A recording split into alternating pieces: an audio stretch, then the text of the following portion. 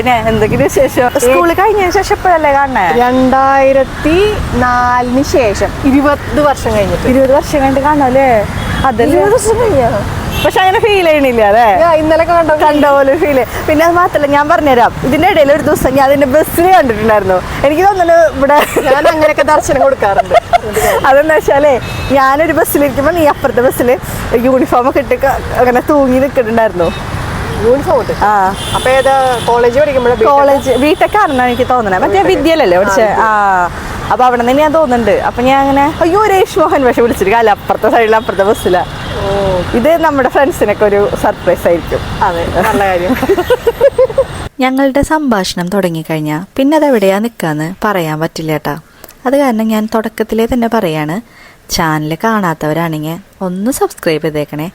പിന്നെ ഇതിലെൻ്റെ വീഡിയോയിൽ എൻ്റെ ഫ്രണ്ടാണ് വന്നേക്കണേ, രേഷ് മോഹൻ എന്നാണ് പേര്. പുള്ളിക്കാരത്തി യോഗയും മെഡിറ്റേഷനൊക്കെ നല്ല രീതിയിൽ പഠിച്ചിട്ടുള്ള ഒരാളാണ്, ഡാൻസും പഠിച്ചിട്ടുള്ള ഒരാളാണ്. അപ്പോൾ ആൾക്ക് സ്വന്തമായിട്ടൊരു യൂട്യൂബ് ചാനലുണ്ട്. പിന്നെ അതുപോലെ തന്നെ ആള് യോഗ ട്രെയിൻ ചെയ്യിപ്പിക്കണമുണ്ട് കേട്ടോ. അപ്പോൾ താല്പര്യമുള്ളവർ ആളുടെ യൂട്യൂബ് ചാനലിലും കൂടിയിട്ടൊന്ന് കയറുക, സബ്സ്ക്രൈബ് ചെയ്യാം. ഞാൻ ആളുടെ ലിങ്ക് എൻ്റെ ഡിസ്ക്രിപ്ഷനിൽ കൊടുത്തേക്കാം. നമുക്കപ്പോൾ നമ്മുടെ വീഡിയോയിലേക്ക് പോയാലോ? വീഡിയോ മുഴുവനും കാണാനായിട്ട് മറക്കല്ലേ. പിന്നെ രേഷ എന്തൊക്കെയുണ്ട് വിശേഷം? നന്നായി പോണു.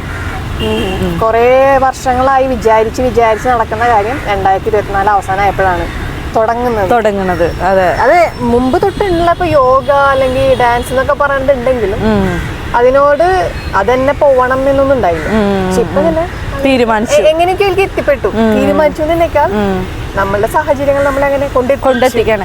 ശരിക്കും പറഞ്ഞാലേ ഈ ഹൃദയത്തിനേൽക്കുന്ന സ്ട്രോങ് ആയിട്ടുള്ള മുറിവുകൾ നല്ലതാണെന്ന് തോന്നുന്നു അല്ലെ? ചില സമയത്ത് വളരെ നല്ലതാണ്. അത് ആ ഒരു സമയം കഴിഞ്ഞിട്ട് നമുക്ക് തോന്നുള്ളൂ.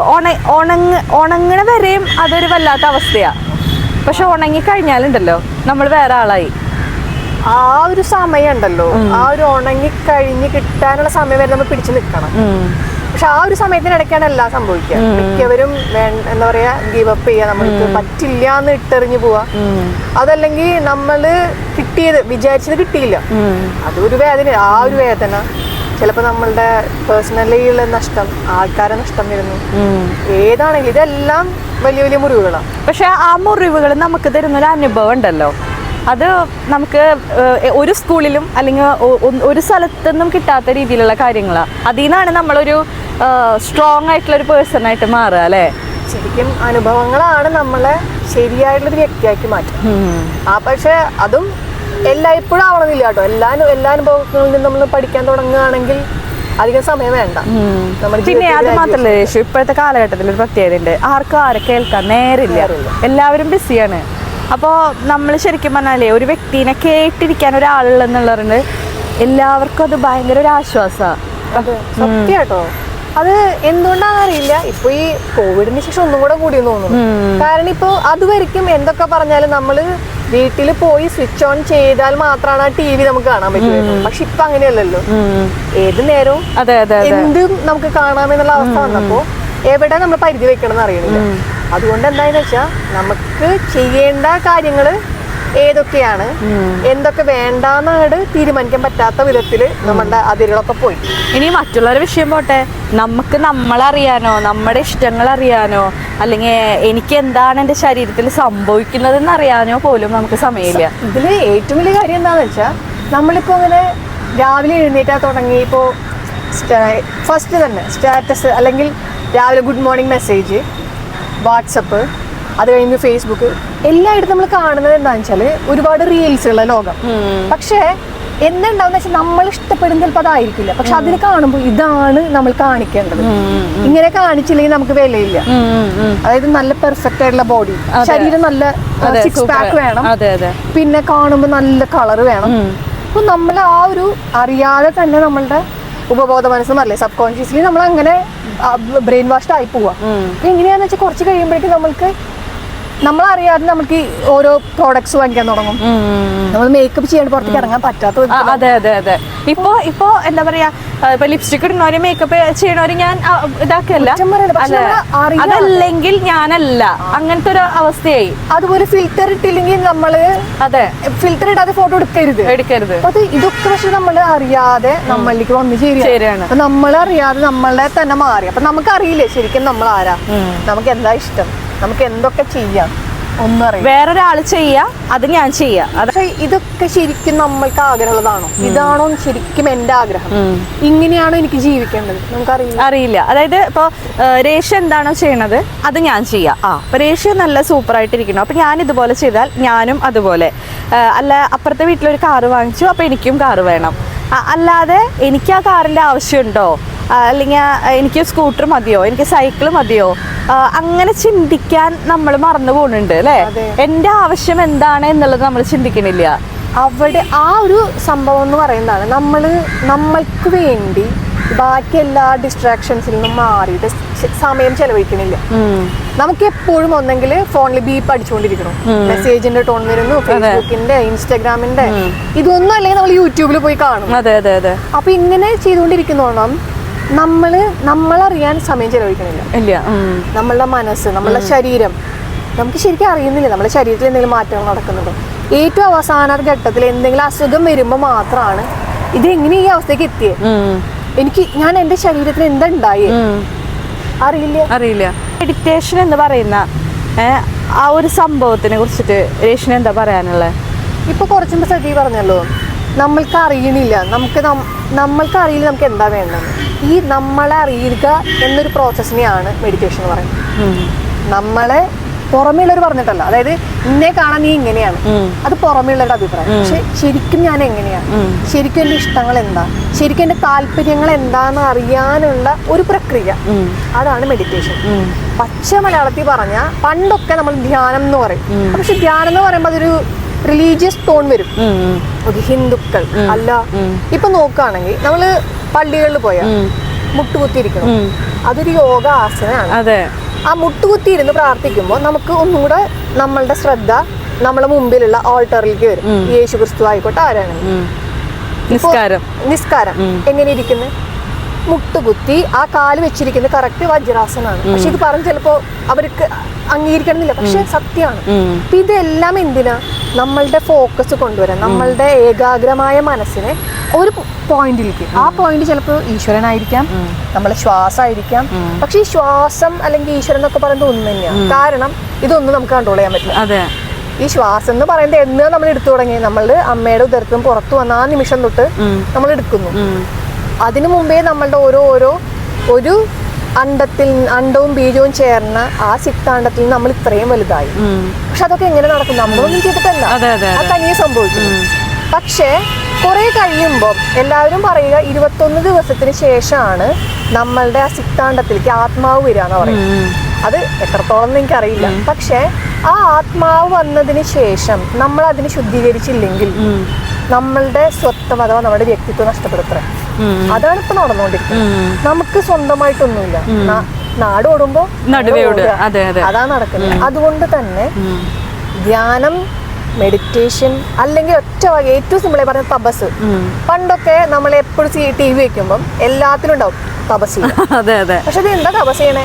തപസ് ചെയ്ത് കുറെ കാലം കഴിയുമ്പോഴാണ് ചിലർക്ക് പെട്ടെന്ന് ഈശ്വരൻ പ്രത്യക്ഷപ്പെടും, ചിലർക്ക് കുറെ കാലം കഴിയും. അതെന്താന്ന് വെച്ചാൽ നമ്മൾ എത്രത്തോളം നമ്മളുടെ മനസ്സിൽ കുറെ വിഷമതകളും ഇങ്ങനെ കാന്തമായിട്ട് വെച്ചിട്ടുണ്ടോ അത്രയും സമയം എടുക്കും ആ ഈശ്വരൻ എന്ന് പറയുന്നത് നമ്മളുടെ മനസ്സ്, നമ്മുടെ ഉള്ളിലുള്ള ആ ഒരു ജീവൻ നമുക്ക് കാണിച്ചു തരും വഴി. ഇതാണ് നിന്റെ വഴി. അപ്പൊ ആള് വന്നു കഴിഞ്ഞാൽ ആദ്യം ചോദിക്കുക എന്ത് വരമാ നിനക്ക് വേണ്ടത്.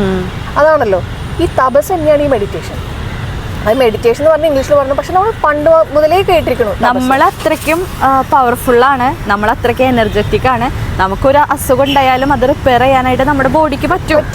നമ്മൾ അതിനുള്ള സമയം കൊടുക്കുന്നില്ല. ഇത് ഈ പറഞ്ഞ പോലെ നമ്മൾ മെഡിസിൻ എടുത്തു കഴിഞ്ഞാൽ അത് പെട്ടെന്ന് മാറി. പക്ഷെ നമുക്ക് നമ്മളറിയാനുള്ള ഒരു സമയമില്ലായ്ക അതിൽ പ്രത്യേകിച്ച് കാണാനുണ്ട്. അപ്പോൾ പണ്ടുള്ള മഹർഷിമാരെ വർഷങ്ങളോളം അല്ലെങ്കിൽ കാലാകാലങ്ങളോളം മെഡിറ്റേഷൻ ചെയ്ത് കഴിഞ്ഞാൽ 5 മിനിറ്റ് മെഡിറ്റേഷൻ ചെയ്യുന്ന നമുക്ക് ഇത്രയും ചെയ്യാൻ പറ്റുമെന്നുണ്ടെങ്കിൽ അവര് അപ്പൊ എവിടെ നിൽക്കാൻ നമുക്ക് ചിന്തിക്കാലോ അല്ലെ? അതെ, അത് തന്നെയാണ് കാരണം.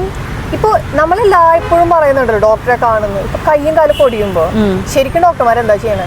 പ്ലാസ്റ്റർ ഇട്ട് അനക്കാതെ വെക്കും. ബാക്കി ആരാ ചെയ്യുന്നത്? ബാക്കി ശരീരമാണ് ചെയ്യുന്നത്. ഇതുപോലെ തന്നെയാണ്. പക്ഷെ നമ്മൾ ഈ വലിയ കാര്യങ്ങൾക്കിടയിൽ മറന്നു പോകുന്നത് എന്താ വെച്ചാൽ ശരീരത്തിന് നമ്മൾ 3 നേരം ഭക്ഷണം കൊടുക്കുന്നുണ്ട്. നമ്മളുടെ മനസ്സിൽ നമ്മൾ എന്താ ചെയ്യുന്നത്? ഒന്നും കൊടുക്കണില്ല. പക്ഷെ അതാണ് ഏറ്റവും നമ്മുടെ കയ്യിലുള്ള ഏറ്റവും വലിയ ബ്രഹ്മാസ്ത്രമാണ് ഈ മനസ്സ്. പക്ഷെ മനസ്സിനെ ഉപയോഗിക്കാൻ നമുക്ക് അറിയില്ല. മനസ്സ് നമ്മൾക്കെതിരായിട്ട് തിരിയാണ്. അതുകൊണ്ടാണ് ഇപ്പൊ എല്ലാവർക്കും ഡിപ്രഷൻ, ആങ്സൈറ്റി, പാനിക് ഡിസോർഡർ എന്തൊക്കെയാ വരുന്നത്. കാരണം വെരി സിമ്പിൾ, നമ്മൾ ഭക്ഷണം കഴിക്കുന്നത് പോലെ മനസ്സിനും ഭക്ഷണം കൊടുക്കണം. ഈ മനസ്സിന്റെ ഭക്ഷണമാണ് ഏകാഗ്രത, സൈലൻസ്, ഈവൻ നടക്കുന്ന പ്രകൃതിയായിട്ട് സമയം ചെലവഴിക്കുന്നത്. കടപ്പുറത്ത് പോയി ആ അനന്തതയിൽ നോക്കി ഇങ്ങനെ ഇരിക്കുമ്പോൾ എന്തൊരു ഫീൽ ആയിരിക്കും. എത്രയും മതിയാവാത്തൊരു ഫീലിംഗ് ആണ് അത്. അത് ശരിയാ. ഇതൊക്കെയാണ് നമ്മളുടെ മനസ്സിന് കൊടുക്കേണ്ട ആഹാരം. പക്ഷെ നമ്മൾ കൊടുക്കുന്നില്ല. കാരണം നമ്മളെപ്പോഴും തിരക്കാം, മെഡിറ്റേഷൻ ചെയ്യാൻ സമയമില്ല. പക്ഷെ ആ സമയമില്ലായ്മ നയിക്കുന്നത് എന്താ? ഡിപ്രഷൻ, ഹൈ കൊളസ്ട്രോൾ ഒക്കെ എവിടെ? ഈ ഹൈ BP, ഹൈ കൊളസ്ട്രോൾ, ഇതൊക്കെ എന്താ സംഭവം? നമ്മളുടെ മനസ്സിലെ ചിന്തകളെ നമുക്ക് കൺട്രോൾ ചെയ്യാൻ പറ്റും. അത് ശരീരത്തിലേക്കാണ് അത് വരുന്നത്. നമ്മൾ വിചാരിക്കുന്നു ശരീരത്തിന് നോക്കിയാൽ മതി. നമ്മൾ പറയുന്നത് 6 പാക്ക് വന്ന എത്രയോ ജിമ്മിൽ എന്താ പറയാ, ഇപ്പൊ എപ്പോ വായിക്കുമ്പോഴും ഞാൻ കാണുന്നത്, പത്രത്തിൽ സ്ഥിരം കാണുന്ന നല്ല ആരോഗ്യമുള്ള കുട്ടികളാ, വർക്കൗട്ട് ചെയ്യുന്നവരാ, പക്ഷെ മരണപ്പെടും. കാരണം ശരീരത്തിൽ നോക്കിക്കൊണ്ട് നമുക്ക് ഒരിക്കലും ആരോഗ്യം മനസ്സിലാവില്ല. നമ്മളുടെ ശരീരവും മനസ്സും ഒക്കെ ഒരുമിച്ച. അതുകൊണ്ട് തന്നെ ശരീരത്തിന് ചെയ്യുന്ന അതേപോലെ തന്നെ പ്രാധാന്യം മനസ്സിനും കൊടുക്കണം. ഒന്നുകൂടെ പറഞ്ഞ ഒരു സ്റ്റെപ്പ് കൂടുതൽ പ്രാധാന്യം. കാരണം മനസ്സ് കറക്റ്റ് അല്ലെങ്കിൽ നമ്മൾ ശരീരത്തിൽ എന്ത് ചെയ്താലും അത് നല്ല ഗുണം ഉണ്ടാക്കില്ല. കാണുമ്പോൾ കുഴപ്പമുണ്ടാവില്ല കേട്ടോ, നല്ല 6 പാക്ക് ഉണ്ടാവാം, നല്ല കേർവി ഫിഗർ ആയിരിക്കാം. പക്ഷെ അതിനുള്ളിലുള്ള രാസപരിണാമങ്ങൾ നമുക്ക് ഒരിക്കലും കൺട്രോൾ ചെയ്യാൻ പറ്റും. അതുകൊണ്ട് തന്നെ ധ്യാനം, മെഡിറ്റേഷൻ അഥവാ തപസ് എന്ന് പറയുന്ന ഒരു ദിനചര്യയായിട്ട് മാറണം എന്റെ അഭിപ്രായം. സംഭവം ശരി. ഇതാ ഞാൻ പറഞ്ഞേ, നമുക്ക് എന്ത് ചെയ്യണം എന്നൊരാൾക്കും പറഞ്ഞുതരാൻ പറ്റില്ല. ഈ എന്ത് ചെയ്യണം എന്നുള്ളതിലേക്ക് എത്താനുള്ള കാര്യങ്ങളാണ് നമ്മൾ ഇത്രയും കാലം ചെയ്തുകൊണ്ടിരിക്കുന്നത്. ഇപ്പൊ എല്ലാരും പറയും ആദ്യം പഠിക്കുക, ജോലി വാങ്ങിക്കുക. പക്ഷെ ജോലി വാങ്ങിച്ച് ഒരുപാട് കാശ് ഉണ്ടാക്കിയാലും ആ കാശ് കൊണ്ട് മനസമാധാനം ഇല്ലെങ്കിൽ മുഴുവൻ കാശ് നമ്മൾ ഹോസ്പിറ്റലിൽ കൊണ്ട് കൊടുക്കും. പിന്നെ എന്താ, ഞാൻ ഈ പറഞ്ഞ പോലെ ജോലി ചെയ്തോണ്ടിരിക്കുമ്പോ എനിക്കൊരു ഭയങ്കര ഒരു ടൈറ്റ് ഷെഡ്യൂൾ. എനിക്കാണെങ്കിൽ വർക്കൗട്ട് ചെയ്യാണ്ട് മെഡിറ്റേഷൻ ചെയ്യാണ്ട് വയ്യ. പക്ഷെ ഒട്ടും സമയവും കിട്ടുന്നില്ല. കാരണം എല്ലാ കാര്യങ്ങളും നമ്മൾ തന്നെ മാനേജ് ചെയ്യണം. ഇപ്പോൾ വീട്ടിലെ കാര്യം, പിള്ളേരെ കാര്യം, ജോലി, അങ്ങനെ ഭയങ്കര ബിസി ആവണ പോലെ ഒരു തോന്നല്. ഞാൻ വിചാരിച്ചു ഒരു ബ്രേക്ക് എടുക്കാം, എന്നിട്ട് എങ്ങനെയുണ്ടെന്ന് നോക്കാം. ഒന്നും പറ്റിയില്ലെങ്കിൽ നമുക്ക് ഇഷ്ടം പോലെ ഓപ്ഷൻസ് ഉണ്ട്. ലോകം ഇങ്ങനെ വിശാലമായി കിടക്കും.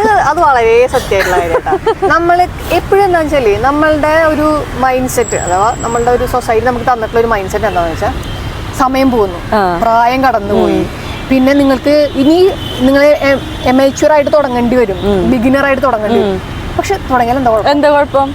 അതിലെ കുഴപ്പം എന്താന്നുള്ള ചോദിക്കാനുള്ള ഒരു മനസ്സുണ്ട്. അത് മാത്രല്ല, നമ്മളിപ്പോ പകുതിക്ക് വെച്ചിട്ട് നിർത്തി പുതിയൊരു കാര്യം പഠിക്കണോ, അതിലൊന്നും ഒരു കുഴപ്പമില്ല. പക്ഷെ ആ ഒരു കുഴപ്പമില്ല എന്നുള്ളൊരു ഫീല് നമുക്ക് കിട്ടാം. നമുക്ക് പഠിക്കാനുള്ള ഒരു മനസ്സ് വേണം. അത് ഇപ്പൊ ഇത് പുതിയ കാര്യം, അപ്പൊ ഞാൻ അത് പഠിക്കാം, ഇത് പഠിക്കാം, അങ്ങനെ നമുക്ക് അങ്ങനെ ഇഷ്ടമുണ്ടെങ്കിൽ അതൊരു നല്ല. അതെ, പക്ഷെ എല്ലാവർക്കും അങ്ങനെ ഇഷ്ടങ്ങളുണ്ട്. അവിടെ ആരും എടുത്ത് നോക്കിക്കഴിഞ്ഞാൽ, പ്രത്യേകിച്ച് സ്ത്രീകളുടെ കാര്യത്തിൽ എല്ലാവരും വീട്ടിലെ കാര്യങ്ങൾ, മക്കളുടെ കാര്യം, ഭർത്താവിന്റെ കാര്യം, കുടുംബക്കാര്യം ഒക്കെ കഴിയുമ്പോ എനിക്ക് സമയമില്ല. എന്നിട്ട് എന്താ, ഉള്ളില് നമ്മളിങ്ങനെ നീറി അസുഖങ്ങൾ വരുത്തി. പിന്നെ അവരുടെ സന്തോഷം ഇല്ലാണ്ടാവുമ്പോ എന്താന്ന് വെച്ചാൽ നമ്മളുടെ ഉള്ളിൽ എന്താണോ അതാ നമുക്ക് കൊടുക്കാൻ പറ്റുള്ളൂ. സന്തോഷം ഇല്ലെങ്കിൽ നമ്മുടെ മക്കൾക്ക് നമുക്ക് കൊടുക്കാൻ പറ്റും. വേണ്ട, നമ്മൾക്ക് ഒരു നേരം ഭക്ഷണം കഴിക്കാൻ പോലും നമുക്ക് തോന്നുന്നു. പിന്നെ എന്ത് കാര്യമുണ്ട്? പിന്നെ നമ്മള് ഹാപ്പി ആണെങ്കിൽ, നമ്മൾ ചില്ലാണെങ്കിൽ നമ്മുടെ കുട്ടികളും ചില്ല, നമ്മളെ ഫാമിലി ചില്ല. അപ്പൊ മൊത്തം അവിടെ ഒരു പ്രഷറിന്റെ പ്രശ്നം വരുന്നില്ല. പിന്നെ മാത്രമല്ല രേഷു, നമ്മളിങ്ങനെ സിമ്പിളായിട്ട് നമ്മുടെ ഇഷ്ടത്തിന് ജീവിക്കുമ്പോൾ എന്താണെന്നറിയോ, നമുക്ക് പ്രത്യേകിച്ച് ടെൻഷൻസ് ഇല്ല. അവരെന്ത് വിചാരിച്ചു, ഞാനിപ്പോൾ മാല ഇട്ടില്ലെങ്കിൽ വള ഇട്ടില്ലെങ്കിൽ അതൊന്നും ഒരു വിഷയമല്ലാതെ നമ്മൾക്കൊരു ഇതുണ്ടായി കഴിഞ്ഞാൽ നമ്മൾ ഹാപ്പിയാണ്. ശരിക്കും പറഞ്ഞാൽ ലൈഫ് സിമ്പിളാ. അതെ, ഇതാണ് നമ്മൾ അടിവരയിടുന്ന സംഭവം. ലൈഫ് വളരെ സിമ്പിൾ ആണ്. പക്ഷെ ഈ ലൈഫ് സിമ്പിൾ ആണെന്ന് നമ്മളുടെ മനസ്സിൽ എപ്പോഴും ഓർമ്മ വരണ്ടേ? അതെ, ഈ നമുക്ക് എപ്പോഴും ഇത്ര കോംപ്ലിക്കേഷൻ വരുന്നത് നമ്മളുടെ മനസ്സിൽ എപ്പോഴും അവരെന്ത് വിചാരിക്കണ്ട, അയ്യോ ഞാൻ ഇങ്ങനെ ഡ്രസ് ചെയ്താ അവരെന്ത് പറയും. പുറത്തേക്ക് ഇറങ്ങുമ്പോ നമുക്ക് ചോദ്യങ്ങളാ. പക്ഷെ ഇത് ആ ഒരു സമയത്തൊക്കെ ഒരു കുഴപ്പമില്ല. ഇതെന്റെ ജീവിതമാണ്, എപ്പോൾ വേണമെങ്കിലും എങ്ങനെ വേണമെങ്കിലും പുറത്തു പോകാൻ, എങ്ങനെ വസ്ത്രം ധരിക്കാനും എനിക്ക് കുഴപ്പമില്ല. എനിക്ക് അതിനുള്ള അർഹതയുണ്ട്, എനിക്ക് അതിനുള്ള റൈറ്റ്സ് ഉണ്ട്. പിന്നെ ഞാൻ എന്തിനാ ആലോചിക്കുന്നത്, ഈ ഒരു ചിന്ത അതേ സമയത്ത് വരണം. ഇതിനാണ് നമ്മൾ ഈ പറയുന്ന മെഡിറ്റേഷൻ. ആ മൊമെന്റിൽ, ആ ഒരു പ്രസന്റിൽ ജീവിക്കാനും വേറെ ഒന്നും നമ്മളെ ബാധിക്കാതിരിക്കാനുള്ളൊരു ഫ്രീഡം ഉണ്ടല്ലോ. ആ ഫ്രീഡം ആണ് നമുക്ക് ഈ ധ്യാനം, മെഡിറ്റേഷൻ കൂടെ കിട്ടുന്നത്. പക്ഷെ അത് ആദ്യം നമുക്ക് തോന്നില്ല. കാരണം അതിന് വേറൊരു പ്രത്യേകതയുണ്ട്. നമുക്ക് ഇങ്ങനെ എല്ലാവരോടും പറയുമ്പോൾ മെഡിറ്റേഷൻ എന്ന് പറഞ്ഞാൽ എന്താ, ഇരിക്കുക, ഒരു സൈഡിൽ അടങ്ങിയിരുന്നു കൊണ്ട് നമ്മൾ മെഡിറ്റേഷൻ ചെയ്യണം.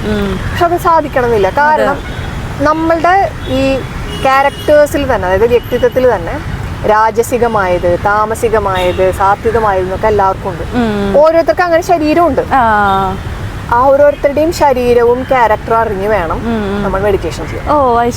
അപ്പൊ ചിലർക്ക് എങ്ങനെയാന്ന് വെച്ചാൽ അടങ്ങിയിരുന്ന് പറ്റും, അടങ്ങിയിരുന്ന് ചെയ്യാൻ പറ്റുന്ന ഉദാഹരണം, ചിലർക്ക് ഫ്രൂട്ട്സ് വെജിറ്റബിൾസ് നന്നായി കഴിക്കാൻ ഇഷ്ടമുള്ളവരുണ്ട്, അവർക്ക് അടങ്ങിയിരുന്ന് ചെയ്യാം.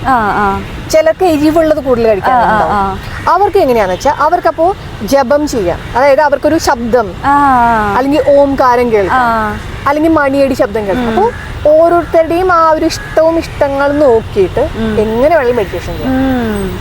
അങ്ങനെ ചെയ്യാൻ തുടങ്ങുമ്പോൾ എന്താണെന്ന് വെച്ചാൽ അവർക്ക് മനസ്സിലാവും, ഓക്കെ ഇത് വലിയൊരു കാരണം ചിലർക്ക് ഇരിക്കുക, കണ്ണടച്ച് ഒരു സൈഡിൽ ഇരിക്കാന്ന് പറയുമ്പോഴേ പറ്റാത്തൊരു കാര്യമാണ്. ഇപ്പൊ ചിലർക്ക് ഇപ്പൊ ഉപ്പും മുളകൊക്കെ കൂടുതൽ കഴിക്കുന്നവർ, അവർക്ക് ഇങ്ങനെ ഇരിക്കാൻ പറ്റില്ല. പക്ഷെ അവർക്ക് വേറെ കാര്യങ്ങൾ ചെയ്യാം. അപ്പൊ ഇതേപോലെ തന്നെ എനിക്ക് ഇതിനെ കുറിച്ച് ഒന്നും അറിയില്ല കേട്ടോ. ഇപ്പൊ ഈ പറഞ്ഞൊരു കാര്യം എനിക്ക് ഒന്നും അറിയില്ല. സംഭവം ഞാൻ മെഡിറ്റേഷൻ എവിടെയും പോയി പഠിച്ചിട്ടുള്ളതല്ല. അപ്പോൾ ഒരു പ്രാവശ്യം ഇതുപോലെ നല്ല രീതിയിൽ വർക്കൗട്ട് കഴിഞ്ഞതിന് ശേഷം ഞാൻ ഒറ്റയ്ക്ക് വർക്കൗട്ടൊക്കെ കഴിഞ്ഞിട്ട് ഞാൻ കുറച്ച് നേരം ഒന്ന് കൂൾ ഡൗൺ ആവണമല്ലോ. അപ്പോൾ അതിന് വേണ്ടിയിട്ട് ഞാൻ ഇങ്ങനെ മെഡിറ്റേഷൻ ചെയ്ത, അപ്പോൾ ഏതോ ഒരു പോയിന്റിൽ എവിടെയോ ഒന്ന് ടച്ച് ചെയ്ത പോലെ നമുക്കൊരു ഫീല് വന്നു. അത് ലൈഫിൽ എനിക്ക് ആ ഒരു പ്രശ്നം ഉണ്ടായിട്ടുള്ളൂ. പക്ഷെ ആ ഒരു ഫീലിൽ എനിക്ക് കിട്ടിയൊരു സുഖം ഉണ്ടല്ലോ, അത് ഒരാളോട് പറഞ്ഞറിയിക്കാൻ പറ്റാത്തൊരു സുഖം അത്. അപ്പോൾ എനിക്ക് ഈ പറഞ്ഞ പോലെ വർക്കൗട്ട് കഴിഞ്ഞിട്ട് മെഡിറ്റേഷൻ ചെയ്യുമ്പോഴാണ് ഭയങ്കരമായിട്ട് ഡീപ്പായിട്ട് എനിക്ക് ചെയ്യാൻ പറ്റും. അല്ലാതെ ഈ പറഞ്ഞ പോലെ നോർമലായിട്ട് ഇരിക്കുമ്പോൾ എനിക്ക് അത്ര കിട്ടാറില്ല. അതിന്റെ കാരണം ഇപ്പം സതിയുടെ ശരീരവും സതിയുടെ ചിന്തകളും ഭയങ്കര ടർബുലന്റ് ആയിരിക്കും, അല്ലെങ്കിൽ ഭയങ്കര ഹൈപ്പർ ആക്റ്റീവ് ആയിരിക്കും. അങ്ങനെയുള്ളവര് ഈ വർക്കൗട്ട് ചെയ്ത് കഴിയുമ്പോൾ ഓൾറെഡി ശരീരത്തിലെ എക്സസീവ് ആയിട്ടുള്ള ആ എനർജി പോയി. അപ്പൊ ഇനി ശരീരത്തിന് കുറച്ച് റിലാക്സ്ഡ് ആവാം. ആ സമയത്ത് നമുക്ക് ശരീരം ഓൾറെഡി കൺട്രോൾഡ് ആണ്, ഈ മൈൻഡ് മാത്രമേ കൺട്രോൾ ചെയ്യാൻ. അപ്പോ ഓരോരുത്തരുടെയും അതാണ്, ഓരോരുത്തർക്കും പറ്റുന്ന രീതി ഒരുപോലെയല്ല. പക്ഷെ എല്ലായിടത്തും നമുക്ക് എല്ലാവർക്കും ഒരു ജനറൽ ആയിട്ടുള്ള മെഡിറ്റേഷൻ പറഞ്ഞിരിക്കണം അങ്ങനെയൊന്നുമില്ല. ശരിക്കും പറഞ്ഞാൽ മെഡിറ്റേഷൻ നമ്മൾ പഠിക്കണം അല്ലേ, ആരുടെയെങ്കിലും കീഴിൽ അങ്ങനെയുണ്ടോ? പഠിക്കണം എന്ന് പറഞ്ഞാൽ അതിന്റെ ഒരു സിസ്റ്റം നമ്മള് ശരിക്കും മെഡിറ്റേഷൻ എന്ന് പറയുമ്പോൾ നമ്മൾ നമ്മളുടെ കൂടെ സമയം ചെലവഴിക്കാം. ഇതാണ് മെഡിറ്റേഷൻ. അതാണ് ഏറ്റവും ബുദ്ധിമുട്ടുള്ള കാര്യം. നമ്മളൊറ്റയ്ക്ക് നമ്മളുടെ കൂടെ ചെലവഴിക്കാൻ ചിലപ്പോ അടച്ച റൂമിൽ പറ്റും ചിലർക്ക്, അവർക്ക് അതായിരിക്കും ഇഷ്ടം. ചിലപ്പോ ഇപ്പൊ സതിക്ക് ചിലപ്പം കടലിന്റെ അവിടെ പോയി കടൽ കണ്ട് തന്നെ ഇരിക്കുക, നമ്മൾ മാത്രമേ ഉള്ളൂ. അപ്പോ കുറെ കഴിയുമ്പോഴുണ്ടല്ലോ നമ്മളുടെ ആദികളും വ്യാധികളൊക്കെ ഇങ്ങനെ പതുക്കെ ഇല്ലാണ്ടാവുന്ന ഫീൽ ചെയ്യും. ചിലർക്ക് വർക്കൗട്ട് ചെയ്യുമ്പോഴാവും, വർക്കൗട്ട് ചെയ്യുമ്പോൾ ചിലരിങ്ങനെ എല്ലാത്തിൽ നിന്നും മാറ്റി ഹെഡ്ഫോണൊക്കെ വെച്ച് അവർ അതിൽ മാത്രം ശ്രദ്ധിക്കും. അവര് വേറെ ആരും ഉള്ളത് അറിയില്ല. അത് അവർക്കൊരു മെഡിറ്റേഷൻ. അപ്പൊ നമ്മളുടെ ഒരു മെഡിറ്റേഷൻ കണ്ടുപിടിക്കണം ഞാൻ പറയാം. പിന്നെ പ്രാണായാമം വേറെ കേട്ടോ, അത് വേറെ, അത് യോഗയിലേക്ക്. കാരണം ഈ പ്രാണായാമം കൂടെ നമ്മളിൽ ഉൾപ്പെടുത്തണം എന്ന് ഞാൻ പറയാം. കാരണം നമ്മളുടെ ശ്വാസമാണെല്ലാം. നമ്മൾക്ക് ഭയങ്കര ദേഷ്യം വരുമ്പോ എവിടെ ആദ്യം മാറാം? ശ്വാസത്തിലാണ്. അപ്പൊ ശ്വാസം ചൂടുള്ളതാവും, ശ്വാസത്തിന്റെ ഗതി കൂടും. ഇതിന്റെ അർത്ഥം എന്താന്ന് വെച്ചാല് ശ്വാസത്തിനെ കൺട്രോൾ ചെയ്യുമ്പോൾ മനസ്സ് പതുക്കെ കൺട്രോളിലേക്ക് വരുന്നു, മനസ്സിനെ കൺട്രോൾ ചെയ്യുമ്പോൾ നമ്മൾ ഓൾറെഡി ധ്യാനത്തേക്ക് പോകുന്നു. അതാണ് ഈ ശ്വാസത്തിനെ ശ്രദ്ധിക്കൂ എന്ന് പറയുന്നത്. അപ്പൊ മെഡിറ്റേഷൻ എന്ന് പറയുമ്പോൾ ആദ്യം നമ്മൾ നമ്മളുടെ ക്യാരക്ടർ മനസ്സിലാക്കണം. അതിന് ഫസ്റ്റ് എല്ലാ ദിവസവും ഒരു 10 മിനിറ്റോ എങ്ങാനും തന്നെത്താൻ ഇരിക്കുക. അടച്ചിട്ട് റൂമിൽ നിന്നല്ല ഞാൻ പറയുന്നത്, നമ്മളുടെ ശരീരത്തിന്റെയും മനസ്സിന്റെയും ഒരു ഐഡിയ നമുക്ക് കിട്ടണം. അതൊരിക്കലും ഒരാൾക്ക് അറിഞ്ഞിടാൻ പറ്റും. പക്ഷേ നമ്മളുടെ മനസ്സ്, നമ്മളുടെ ശരീരം നമ്മൾക്ക് മനസ്സിലാവണം ഫസ്റ്റ്. ആദ്യം എല്ലാ ദിവസവും ഒരു 10 മിനിറ്റ് എങ്കിലും സ്വന്തമായിട്ട് ഇരുന്ന് പഠിക്കുക. കണ്ണടക്കണ്ട. കണ്ണടയ്ക്കണം ഒന്നുമില്ല ഒന്നിരിക്കുക, ഒരിടത്തേക്ക് ഇറങ്ങരുത്, എല്ലാം മാറ്റി വെക്കണം. ഫോണൊന്നും അടുത്തവർക്കൊന്നും ഉണ്ടാവരുത്. വേറെ ഏതെങ്കിലും റൂമിൽ കൊണ്ടുപോയി കോഴിക്കോട് അടച്ചോ, മറ്റേ വെള്ളം തിളച്ചോ, ചായ തിളച്ചോ ഉണ്ടോ, അവർക്ക് സെറ്റപ്പ് ഒന്നും പറ്റില്ല. 10 മിനിറ്റ് നമ്മളുടെ കൂടെ ഇരിക്കും. ഈ 10 മിനിറ്റ് ഇരിക്കുന്നത് തന്നെ വലിയൊരു മാറ്റവും. ഭയങ്കര സത്യം പറഞ്ഞാൽ നമ്മളെ കൂടെ നമ്മളിരിക്കുമ്പോൾ നമുക്ക് കിട്ടുന്ന ഒരു ഹാപ്പിനെസ് അല്ലേ, അതൊന്നും വേറെ ലോകാണ്. വിശാലമായ ലോകം അത്. ഒരിക്കലും നമ്മൾ അങ്ങനെ ശീലിച്ചാലും നമ്മളതിന് ഇഷ്ടപ്പെട്ടു പോകും. പിന്നെ നമുക്ക് ആൾക്കാര് അവരുടെ റെക്കഗ്നീഷൻ ഒന്നുമല്ല. എന്തിന് എനിക്ക് ഞാനുണ്ട്, എനിക്ക് എന്നെ അറിയാം. ആ ഒരു ലെവലിലേക്ക് വന്നാൽ കഴിഞ്ഞു. അതാണ് എംപവർമെന്റ്. നമ്മളെല്ലാരും പറയുന്നുണ്ടല്ലോ എംപവർമെന്റ് വേണം, എംപവർമെന്റ്. ആരും തരാൻ പോണില്ല, നമ്മൾ തന്നെ നമുക്ക് കൊടുക്കാം. അത് കൊടുക്കാനുള്ള ആദ്യത്തെ സ്റ്റെപ്പാണ് സ്വയം തന്നെത്താൻ ഒറ്റയ്ക്ക് ഇരിക്കാൻ പഠിക്കുക. അവിടെ നിന്നാണ് ആദ്യത്തെ സ്റ്റെപ്പ്, പിന്നെയാണ് ബാക്കിയാണ്. അപ്പൊ ആദ്യം ഇരിക്കേണ്ടത് എല്ലാ ദിവസവും ഒരു 10 മിനിറ്റ് സ്വന്തമായിട്ട്. അത് പറയുകയാണെങ്കിൽ ആദ്യം തന്നെ രാവിലെ എഴുന്നേൽക്കുമ്പോഴേ ചെയ്തോ, കാരണം അപ്പൊ പിന്നെ അധികം പ്രശ്നം. എല്ലാവരും ഉണർന്നേക്കാളും മുന്നേ ഒരു 10 മിനിറ്റ് ആദ്യം ഉണർന്നാൽ മതി. അതൊന്നും കൂടെ നന്നാവാൻ പുറമേ നല്ല ഇപ്പൊ മട്ടുപാവൊക്കെ ഉണ്ട്, മുകളിലൊക്കെ ഉണ്ടെങ്കിൽ നേരെ കേറിയിരിക്കുക. അടിപൊളി. അതെ, പൗർണമിയിൽ അന്നത്തെ നമ്മള് പ്രെയർ ചെയ്യണത്, അതിന്റെ ഒരു പവർ എങ്ങനെയാ? അത് ശരിക്കും പറഞ്ഞാൽ നമ്മളുടെ അല്ലെങ്കിൽ ഹിന്ദു ആചാരപ്രകാരമൊക്കെ നമ്മൾ എപ്പോഴും പറയുമ്പോൾ എല്ലാ ഗ്രഹങ്ങൾക്കും ഭൂമി ഒരു ഗ്രഹമാണ്. ആ ഗ്രഹത്തിലെ ഒരു ചെറിയൊരു കണാണ് നമ്മൾ. ചെറുതൊന്നും പറയാൻ പറ്റില്ല, ഒരു കോറൽ എന്നൊക്കെ പറയേണ്ടി വരും. ഒന്നും പറയാൻ പറ്റില്ല. അങ്ങനെ ആ ഒരു ബ്രഹ്മാണ്ടത്തിന്റെ ഒരു വെളിപ്പെടുത്തൽ. അപ്പൊ ഭൂമി തന്നെ ഒരു ഗ്രഹം, ബാക്കിയുള്ള ഗ്രഹങ്ങളും ഭൂമിയും സൂര്യന് ചുറ്റിക്കൊണ്ടിരിക്കണം. അതിന്റെ അർത്ഥം എല്ലാവരും അങ്ങോട്ടും ഇങ്ങോട്ടും ഇൻഫ്ലുവൻസ് ചെയ്യുന്നുണ്ട്. ഈ ഗുരുത്വാകർഷണ ബലം ഭൂമിയിൽ ഉണ്ടെന്ന് പറയുന്ന പോലെ തന്നെ സൂര്യൻ ഭൂമിനെ ആകർഷിച്ചുകൊണ്ടിരിക്കുന്നുണ്ട്. അതുപോലെ എല്ലാ ഗ്രഹങ്ങളും ഭൂമിനെ ആകർഷിക്കുന്നു. അതുകൊണ്ട് തന്നെ നമ്മൾക്ക് ഏറ്റവും അടുത്തുള്ള ഗ്രഹത്തിന് നമ്മളിൽ കൂടുതൽ സ്വാധീനം ഉണ്ടാവും. ഭൂമിയുടെ ഉപഗ്രഹമാണ് ചന്ദ്രൻ. ഭൂമിയുടെ ഏറ്റവും അടുത്തുള്ളതും ചന്ദ്രനാണ്. അതുകൊണ്ട് തന്നെ ചന്ദ്രൻ ഫുള്ളായിട്ട് വരുന്ന സമയത്ത്, അല്ലെങ്കിൽ ഭൂമിയുടെ ആ നിഴലിൽ നിന്നൊക്കെ മാറി ഫുള്ളായി വരുന്ന സമയത്ത് നമ്മളിൽ ഇഫക്റ്റീവ്നെസ് കൂടും. ഈ ചന്ദ്രൻ എന്ന് പറയുമ്പം കോൾഡാണ്, അതായത് സൂര്യൻ താപവും ചന്ദ്രൻ തണുപ്പും എന്ന് പറയുന്നത്. അപ്പൊ മനസ്സിന് പ്രശ്നം ഉണ്ട്, അല്ലെങ്കിൽ മനസ്സിനെ നമ്മൾ ഒരു താഴ്ന്ന കമ്പോസ്റ്റ് ആയിട്ടുള്ള സ്റ്റേറ്റിലേക്ക് കൊണ്ടുവരണമെങ്കിൽ പൗർണമിയിലെ ധ്യാനം നല്ലതാണ്. അതാണ് ഈ പൗർണമിയിൽ. കാരണം അപ്പൊ ഒന്നും കൂടെ ആളുടെയും കൂടെ ഒരു പവർ, ഒരു സപ്പോർട്ട് ഉണ്ട് നമുക്ക്. അപ്പൊ നമ്മൾ ചെയ്യുന്നതിന്റെ കൂടെ ആളുടെ ഒരു സപ്പോർട്ട് കൂടി ആവുമ്പോൾ ഒന്നും കൂടെ ബാലൻസ്. ഇത് തന്നെയാണ് ഇതിന് ഓപ്പോസിറ്റും ഉണ്ട് കേട്ടോ. അതാണ് നമ്മൾ പറയല്, ഒരു മനസ്സിന് കുറച്ച് പ്രശ്നമുള്ളവർക്ക് ഈ സമയങ്ങളിൽ കൂടാം. ശരി ശരി. അത് ഈ ഇൻഫ്ലുവൻസിന്റെ ഒരു പ്രശ്നം വരുമ്പോഴാണ്. ഈ അമാവാസ്യ സമയത്താണ്, അമാവാസ്യയാണ് ഈ പ്രേതങ്ങൾ എന്നൊക്കെ പറയുന്നത്. ഈ പ്രേതം എന്നല്ല, അത് ശരിക്കും പറയാം മനസ്സിന്റെ വിഭ്രാന്തികൾ ആ ഒരു സമയത്ത് കൂടാം. കാരണം ഈ എല്ലാ ഗ്രഹങ്ങളും നമ്മളൊന്നുമല്ല, ഗ്രഹങ്ങൾക്ക് അത്രയും പവർ ഉണ്ട്. അവരുടെ ഒരു ജയന്റ് സൈസ് തന്നെ ആലോചിച്ചു നോക്കും. നമ്മൾക്കൊന്നും ആലോചിക്കാൻ പറ്റില്ല. അപ്പൊ ആ സൈസിലുള്ളവർക്ക് നമ്മളൊന്നുമല്ല. അപ്പൊ അത്രയും ഈ ഭൂമിയുടെ മുഴുവനിലുള്ള കടലിന്റെ ജലത്തിനെ ആകർഷിക്കാൻ പറ്റും ചന്ദ്രന്. ഭൂമിയുടെ ഒരു ഉപഗ്രഹമാണ്. അപ്പൊ അത്രയും വെള്ളത്തിനെ ആകർഷിക്കാൻ പറ്റുമെങ്കിൽ, ഈ പറഞ്ഞ പോലെ വെള്ളത്തിനും നമ്മുടെ മേലെ ഭയങ്കര ഒരു പവർ ഉണ്ട് അല്ലേ? നമ്മുടെ ശരീരം എന്ന് പറഞ്ഞാൽ വെള്ളമാണ്. സംഭവമുണ്ട്, പഞ്ചഭൂതല്ലേ, അതില് 70-80% വെള്ളമാണ്. അപ്പൊ പിന്നെ നമ്മൾ വെള്ളത്തില് നന്നായി പ്രാർത്ഥിച്ചിട്ട് കുടിക്കുകയാണെങ്കിലോ നല്ലതാണ്. അപ്പൊ അത് വെള്ളം നമ്മൾ പറയണത് വെള്ളം കേൾക്കും, അങ്ങനെയാണ് പറയണത് അല്ലേ? കാരണം ഈ ജപ്പാനില് ആളുടെ പേര് എനിക്ക് ഓർമ്മയില്ല, സയന്റിസ്റ്റ്, ആൾ ഇതിനെപ്പറ്റി മാത്രം പഠിച്ചിട്ടുള്ളതാണ്. എപ്പോഴും ആള് ഒരു ഗ്ലാസ് ടംബ്ലറിൽ വെള്ളം എടുത്തിട്ട് അതിലെന്താണോ പറയേണ്ടത് പോസിറ്റീവായിട്ടുള്ള കാര്യങ്ങൾ പറഞ്ഞിട്ട് ടെസ്റ്റ് ചെയ്യുമ്പം തന്മാത്രം മാറും. നെഗറ്റീവായിട്ട് പറഞ്ഞിട്ട് ടെസ്റ്റ് ചെയ്യുമ്പോൾ തന്മാത്രം മാറും. അപ്പൊ അതിന്റെ അർത്ഥം എന്താ? നമ്മൾ പറയുന്നത് ഒരു എനർജി, വാട്ടർ എന്ന് പറഞ്ഞാൽ വേറൊരു എനർജി, അത് നമ്മൾ പറയുന്നതനുസരിച്ച് അതിൽ മാറ്റം വരും. ശരിക്കും നമ്മുടെ ലൈഫിനെ ഒരു സിസ്റ്റം ഉണ്ടാവണം അല്ലേ? ഇപ്പൊ രാവിലെ എണീറ്റ് ഇന്നൊരു കാര്യം ചെയ്തു, അതിങ്ങനെ ഒരു കറക്റ്റ് ഷെഡ്യൂളായിട്ട് പോവുകയാണെങ്കിൽ ഭയങ്കര രസമായിരിക്കും അല്ലേ? അത് വളരെ നല്ലതാണ്. പക്ഷേ എപ്പോഴും മാറ്റത്തിനൊരു സ്പേസ് വേണം. അതായത് നമ്മൾ ഫ്ലെക്സിബിൾ ആയിരിക്കണം. ഞാൻ ഇങ്ങനെ പോകണം, എനിക്ക് ഇന്ന് രാവിലെ 6 മണിക്ക് വെള്ളം കുടിക്കാൻ പറ്റില്ല, പോയി അതെ അതെ അതെ അങ്ങനെ ഇരുന്നിട്ട് കാര്യമില്ല. അതെ അതെ. പക്ഷെ 6 മണിക്ക് വെള്ളം എല്ലാ ദിവസവും കുടിക്കുന്നുണ്ട്, അത് നല്ല കാര്യം. പക്ഷെ 6 മണിക്ക് കുടിച്ചില്ലെങ്കിലും ഓക്കെ, ഞാൻ ഫ്ലെക്സിബിൾ ആണ്. അപ്പൊ നമ്മൾ എപ്പോഴും മാറ്റത്തിനെ എപ്പോഴും ഉൾക്കൊള്ളാനും പറ്റണം. ആ മാറ്റങ്ങൾ ഉൾക്കൊണ്ടുകൊണ്ട് നമുക്ക് വളരാനും പറ്റണം. അങ്ങനെയാവുമ്പം ജീവിതം ഭയങ്കര സിമ്പിളാണ്. പിന്നെ ഈ സിമ്പിൾ ആവാൻ നമ്മളെ മനസ്സിനാണ് എക്യുപ്ഡ് ആക്കേണ്ടത്. അതിന് മെഡിറ്റേഷൻ തന്നെ. ഞാൻ എന്നിട്ടേ ഒരു 6 മാസം സ്ഥിരമായിട്ട് ഇവിടെ വന്നിരുന്നിട്ട് മെഡിറ്റേറ്റ് ചെയ്യും. അങ്ങനെ ഞാൻ തന്നെ എന്നോട് ചോദിക്കാൻ തുടങ്ങി, എങ്ങനെ നിനക്കിത് പറ്റുമോ, വേണോ, ജോലിയല്ലേ നല്ലത് എന്നുള്ളതൊക്കെ. പക്ഷെ ഞാൻ സാറ്റിസ്ഫൈഡ് ആവണില്ല.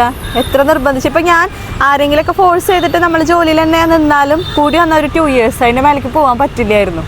അപ്പോൾ ഞാൻ വിചാരിച്ചു ഇപ്പോഴേ നമുക്ക് റിലീസാവാം. പിന്നെ ഒരു കാര്യമുണ്ട്, നമ്മൾക്ക് ഇഷ്ടപ്പെടുന്ന കാര്യത്തിലേക്ക് നമ്മളിങ്ങനെ പതുക്കെ പതുക്കെ ആരെങ്കിലൊക്കെ കൊണ്ടുവന്ന് അവിടെ എത്തിക്കും, നമ്മൾ പോലും പ്രതീക്ഷിക്കാത്ത കുറേ ആൾക്കാർ. അത് സത്യമാണ് കേട്ടോ. പിന്നെ വേറെ ഒന്നും കൂടി ഉള്ളത് എന്താണെന്ന് വെച്ചാൽ, നമ്മളിങ്ങനെ ആലോചിച്ചുകൊണ്ടേ അന്വേഷിച്ചുകൊണ്ടേ ഇരിക്കുന്നുണ്ടെങ്കിൽ മാത്രം ഈ നമ്മൾ പറയില്ലേ കണ്ടീഷൻസ് അപ്ലൈഡ് എന്ന് പറഞ്ഞ പോലെ നമ്മളെ കൊണ്ട് എത്തിക്കും, പ്രൊവൈഡഡ്. നമ്മൾ അതിനു വേണ്ടി സീക്ക് ചെയ്തുകൊണ്ടിരിക്കുക. എനിക്ക് എന്താ ചെയ്യേണ്ടത്, ഞാൻ എന്താ ചെയ്യേണ്ടത്, എനിക്ക് എവിടെയാ സന്തോഷമുള്ളത്, ഇതിനെ കോൺസ്റ്റന്റ് ആയി നമ്മൾ ചോദിച്ചുകൊണ്ടേ ഇരുന്നാൽ ഇന്നല്ലെങ്കിൽ നാളെ കറക്റ്റായി നമ്മളിങ്ങനെ ആ ഒരു വഴി കൂടെ നേരെ ആവില്ല, ചിലപ്പോ കുറെ പുളഞ്ഞാണെങ്കിലും അവിടെ എത്തിപ്പെടും. അത് ശരിയായിട്ട്. പക്ഷെ നമ്മൾ ചെയ്യേണ്ടത് ഒറ്റ കാര്യമുള്ളൂ, ട്രൈ ചെയ്തോണ്ട് വീണ്ടും നമ്മൾ ചോദിച്ചുകൊണ്ടേ ഇരിക്കണം. ശരിക്കും എനിക്കിതാണോ വേണ്ടത്, എനിക്കിതാണോ, ഞാൻ ഈ വഴിയിൽ തന്നെയാണോ പോകേണ്ടത്. പക്ഷെ അതല്ല, ഓൾറെഡി ആൾക്കാർ പറഞ്ഞു എനിക്ക് ഇനി എന്റെ ജീവിതം ഇതാണ്. അപ്പൊ ചോദ്യമില്ല, പറച്ചിലില്ല, പക്ഷെ നമുക്ക് സന്തോഷമില്ല എന്ന കാര്യം നമുക്ക് അറിയാം. എന്നിരുന്നാലും അതേ കുഴപ്പമില്ല, ഇങ്ങനെയാണ് എന്റെ ജീവിതം എന്ന് പറഞ്ഞാൽ ഇങ്ങനെയാണ്. ഇപ്പൊ ഏതൊരാളെടുത്ത് നോക്കി, ഇപ്പൊ ഞാൻ തന്നെ പറയാട്ടാ, എനിക്ക് ഒരു 10 മിനിറ്റ് ആരോടെങ്കിലും കമ്മ്യൂണിക്കേറ്റ് ചെയ്യുമ്പോൾ എനിക്ക് ഇവര് ഭയങ്കര ക്വാളിറ്റി ഉള്ള ഒരു പേഴ്സൺ ആണല്ലോ, ഇത് സൂപ്പറാണല്ലോ, എനിക്ക് ചെയ്യാനുള്ള കാര്യങ്ങൾ ഇവരുടെ കയ്യിലുണ്ടല്ലോ. അങ്ങനെ ഞാൻ നോക്കുമ്പോൾ എനിക്ക് എല്ലാവരും ഭയങ്കര ക്വാളിറ്റി ഉള്ള മനുഷ്യന്മാർ. ഞാൻ മാത്രമാണ് കുറച്ച് ഇവരെ നോക്കുമ്പോൾ ഞാൻ ഒന്നല്ലല്ലോ അങ്ങനെ ഒരു തോന്നലിരിക്കും. പക്ഷെ ഈ പറയുന്ന ആൾക്കാർ എന്നെ ഒന്നിനും കൊള്ളില്ല, ഞാനും നിങ്ങളെ കൊള്ളും, നിങ്ങൾ സൂപ്പറാണല്ലോ, എനിക്കൊരു വീഡിയോ തരുമോ, അതാണ് ഞാനപ്പോൾ ചോദിക്കുന്ന ഒരു കാര്യം. പക്ഷെ ഇവർ സെൽഫായിട്ട് പറയാ ഞങ്ങളൊന്നിനും കൊള്ളില്ല. ഞാനിപ്പോൾ ഇന്നാളെ എന്നോട് ചേച്ചി രാത്രി വിളിച്ചിട്ട് ആള് കുറച്ച് വിഷമത്തിലാണ്. അപ്പോൾ ആളിങ്ങനെ പറയാം, ഞാൻ എന്ത് ചെയ്യാൻ, എനിക്ക് ജോലി ഇല്ലല്ലോ, വീട്ടിലെ കാര്യമൊന്നും ഞാൻ എനിക്ക് സാമ്പത്തികമായിട്ട് ഞാൻ ഓക്കെ അല്ലല്ലോ, അപ്പം എന്നെ ഒന്നിനും കൊള്ളില്ലല്ലോ.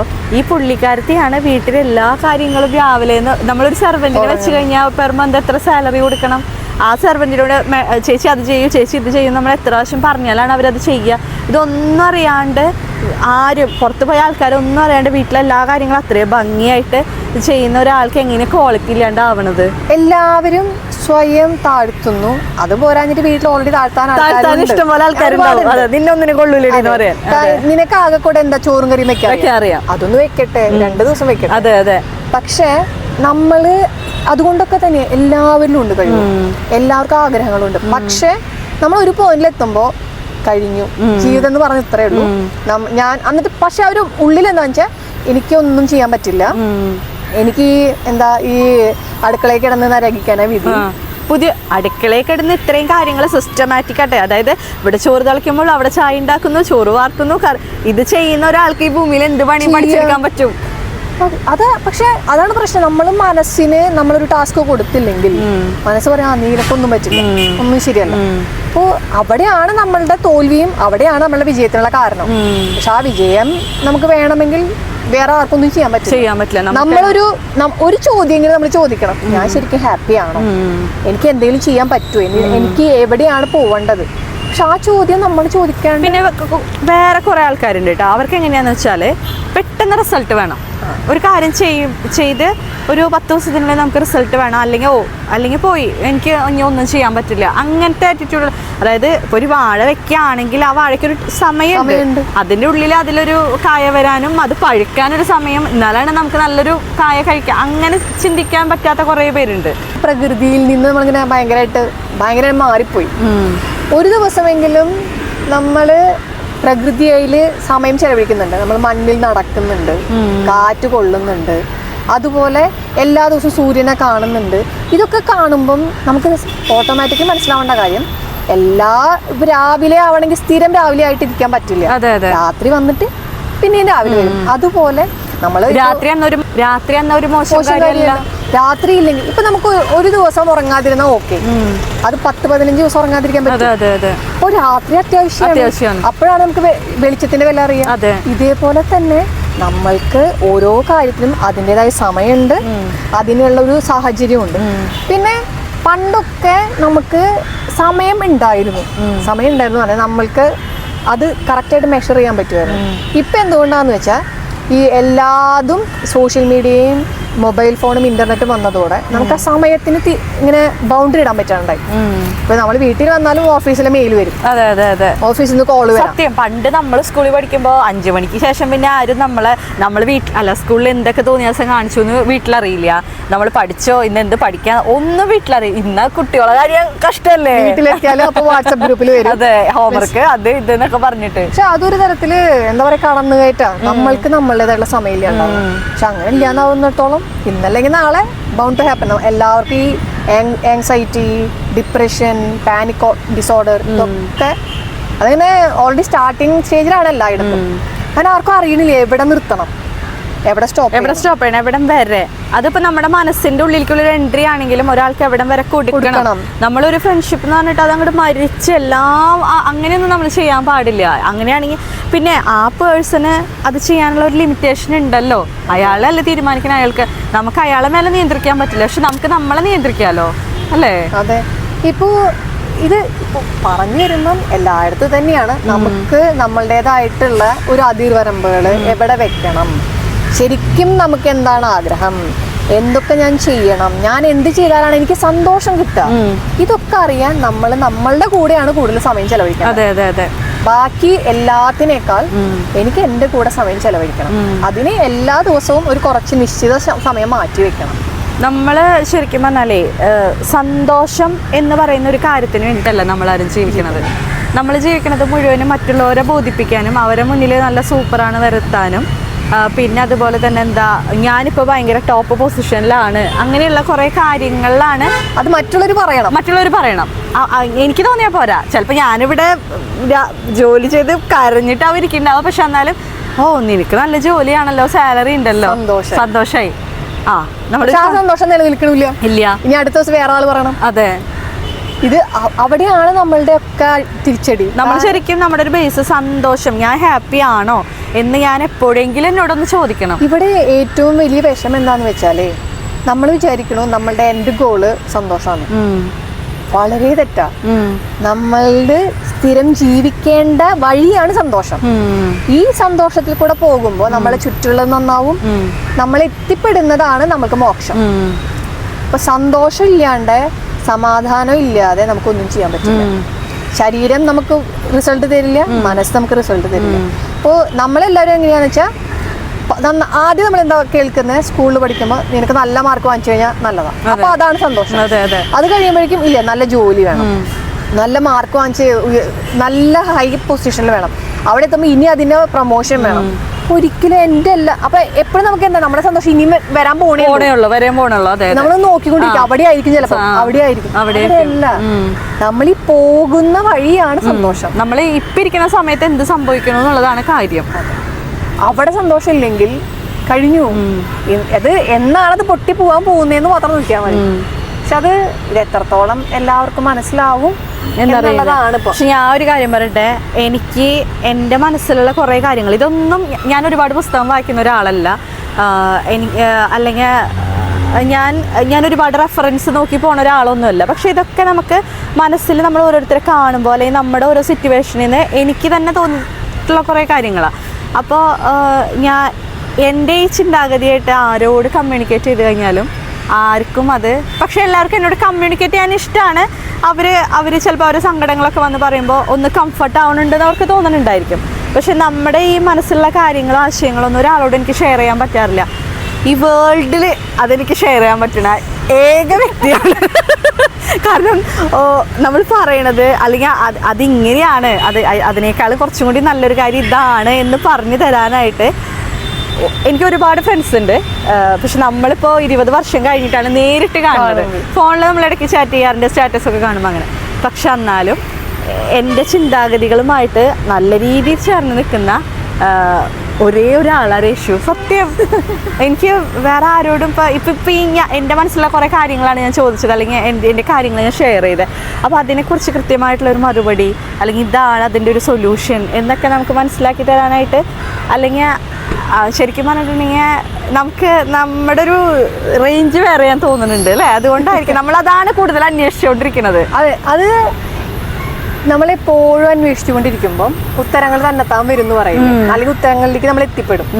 അപ്പോൾ അതുപോലെ തന്നെയാണ് ഞാനും എപ്പോഴും എന്താണ് എനിക്ക് വേണ്ടത്, ശരിക്കും എന്താ എൻ്റെ ആഗ്രഹം. അപ്പൊ അതേപോലെ തന്നെ സതിയും ഇവിടെ പറഞ്ഞില്ലേ 6 മാസത്തോളം എല്ലാതും ഇപ്പൊ സതി ചെയ്താണെങ്കിലും ഞാനാണെങ്കിലും ചോദിച്ചുകൊണ്ടിരിക്കുന്ന ഒരു കാര്യം ശരിക്കും എന്താ. അപ്പോ ചോദ്യം ഒന്നാവുമ്പോ ഉത്തരങ്ങൾ എവിടെയെങ്കിലും ഒക്കെ മീറ്റ് ചെയ്യണല്ലോ. പിന്നെ ഇതിൽ വേറെ പ്രശ്നമുണ്ട് കേട്ടോ. ചിലപ്പോൾ ഒരു പേഴ്സണ് വ്യക്തിപരമായിട്ട് അയാൾക്ക് ഇന്നത് ഇഷ്ടമാണെങ്കിലും ചുറ്റുപാടുകൾ അയാളെ സമ്മതിക്കില്ല, സാഹചര്യങ്ങൾ അയാൾക്ക് നേരെ എതിരായിരിക്കും. അയാൾക്ക് ഇഷ്ടമുള്ളത് ചെയ്യാനായിട്ട്, അല്ലെങ്കിൽ ആ വലയത്തിൽ നിന്ന് അയാൾക്ക് പുറത്ത് വന്ന് അയാൾ ഏറ്റവും കൂടുതൽ വിചാരിക്കുന്ന കാര്യം, ഞാൻ പുറത്ത് പോയിട്ട് ചെയ്യുന്നൊരു കാര്യം സക്സസ് ആവോ, ആയില്ലെങ്കിൽ ഞാൻ എന്ത് മറുപടി പറയും. അത് അവർക്ക് കൊടുക്കുന്ന ഒരു പ്രഷർ വേറെയാണ്. വളരെ കുറവ് ആൾക്കാർക്ക് മാത്രം അതിൽ നിന്നൊന്നും റിക്കവർ ചെയ്യാൻ പറ്റാറുള്ളൂ. അതുകൊണ്ട് ഇതിൻ്റെ ഒരു കാരണം. പക്ഷെ അതാണ് ഈ നമ്മുടെ ജീവിതത്തിൽ ഇപ്പം ജീവിതം അതിന് സിമ്പിളാന്ന് പറഞ്ഞല്ലേ. ജീവിതത്തിൽ 2 ചോയ്സ് എപ്പോഴും. ഒന്നെങ്കിൽ എല്ലാവർക്കും അംഗീകരിക്കപ്പെട്ടിട്ടുള്ള ഒരു സംഭവം നമുക്ക് എടുക്കാം, പക്ഷെ അതിന് ട്രേഡ് ഓഫ് ഉണ്ടാവും. ട്രേഡ് ഓഫ് എന്ന് പറഞ്ഞാൽ നമ്മളുടെ സന്തോഷം, നമ്മളുടെ പീസ്. എല്ലാവരും അംഗീകരിക്കാത്ത ഒന്നും എടുക്കാം. അവിടുത്തെ ട്രേഡ് ഓഫ് എന്ന് പറഞ്ഞാൽ നമ്മൾക്ക് സന്തോഷം ഉണ്ടാവും, ആൾക്കാരെ അംഗീകരിക്കില്ല. എപ്പോഴും ഈ 2 ചോയ്സ് ഉള്ളൂ. നമ്മൾ ഓരോ സിറ്റുവേഷനിൽ ചില സമയങ്ങളിൽ മാത്രം നമുക്ക് ഇഷ്ടമുള്ളത്, അതെങ്ങനെയുള്ള സമയങ്ങളിൽ ഭക്ഷണം, എനിക്ക് ഈ ഭക്ഷണം മതി, അത് നമുക്ക് പറയാൻ ഉള്ളൊരു കഴിവുണ്ട്. കാരണം ചെറുപ്പം മുതൽ ഇതാണ് എനിക്ക് ഇഷ്ടമുള്ളൂ, എനിക്കത് ഇഷ്ടമല്ല. പക്ഷെ ഈ ഇഷ്ടമുള്ളത് ഇഷ്ടമില്ലാത്തത് എന്നുള്ളതുള്ളത് വലിയ കാര്യങ്ങൾ വരുമ്പോ സ്വന്തം ജീവിത പങ്കാളിയെ തിരഞ്ഞെടുക്കുന്നത് തൊട്ടിട്ട് വലിയ കാര്യങ്ങളിൽ നമുക്ക് പറയാൻ പറ്റില്ല. നമ്മളെ ഇനി എങ്ങാനും പറഞ്ഞ് തെറ്റിപ്പോയാലോ അതാണ് പ്രശ്നം. അപ്പൊ ഈ തെറ്റിപ്പോലെ ഉള്ളൂ, ആകെ കൂടെ 2 ഉള്ളൂ. ഒന്നെങ്കിൽ ശരിയാവും, അല്ലെങ്കിൽ തെറ്റിപ്പോവും. അതിലെന്താ ചെയ്യാൻ പറ്റുക? അത് നമുക്ക് ഒരിക്കലും കൺട്രോൾ ചെയ്യാൻ പറ്റുന്ന കാര്യമല്ല. ഈവൻ ഭക്ഷണ കാര്യത്തിൽ പോലും നമുക്കൊന്നും ചെയ്യാൻ പറ്റില്ല. പക്ഷെ എന്നാലും നമ്മൾ അതിൽ പറയും എനിക്ക് ഇതാണ് ഇഷ്ടം. പക്ഷെ ശരിക്കും നമ്മൾ പറയേണ്ട കാര്യങ്ങൾ അതൊന്നുമല്ല. പഠിക്കുന്നത്, ജീവിത പങ്കാളി, അതിനുശേഷം ജോലി, എൻ്റെ സന്തോഷം, എനിക്ക് ഇതാണ് സന്തോഷം തരുന്നതെന്ന് പറയാൻ ഇത്രയും വർഷങ്ങളായിട്ടും പറ്റാത്ത ഒരുപാട് പേരുണ്ട്. പിന്നെ ഇനി നമുക്കൊരു കാര്യത്തോട് കൂടി അവസാനിപ്പിക്കാം കേട്ടോ. അടുത്ത പ്രാവശ്യം നമുക്ക് ഇവർക്ക് വേറെ പണി കൊടുക്കാം.